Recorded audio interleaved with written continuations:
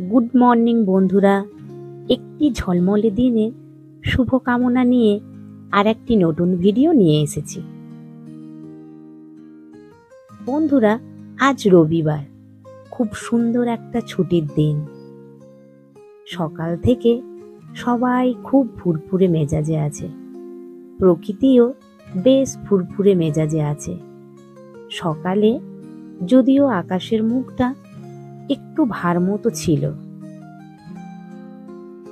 কিন্তু বেলা বাড়তেই এক পশলা বৃষ্টি এসে তার সমস্ত রাগ ধুয়ে দিতেই এখন কেমন ঝলমলে রোদের হাসি দিচ্ছে দেখুন।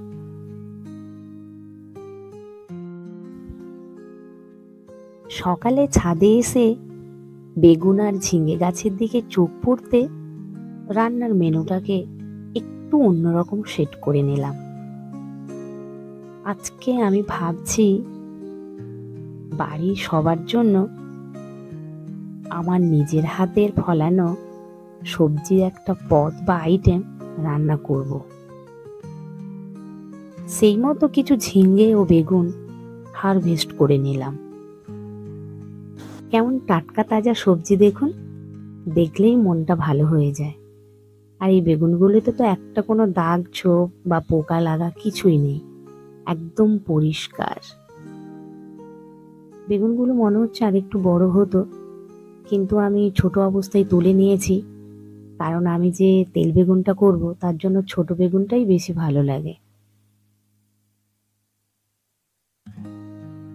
আর ভালোই হলো, বাজারের থেকে কিনে আনা সবজির মতনই এর ওজন দাঁড়িয়েছে। এই ঝিঙেগুলো দিয়ে ভাবছি একটু ঝিঙে পোস্ত করব, আর বেগুনগুলো দিয়ে তেল বেগুন করব। বর্ষার দুপুরে সবার সঙ্গে বসে পোস্তর গন্ধ আর সর্ষের ঝাঁঝে সবার মন ভরে উঠবে বলে আশা করতে পারি। আপনারা এইভাবে ছাদের ছোটখাটো জায়গাটাকে কাজে লাগান, সবুজের সমারোহ করে তুলুন। দু একটা সবজির গাছ করুন, তাতে আপনার মনও ভরে উঠবে।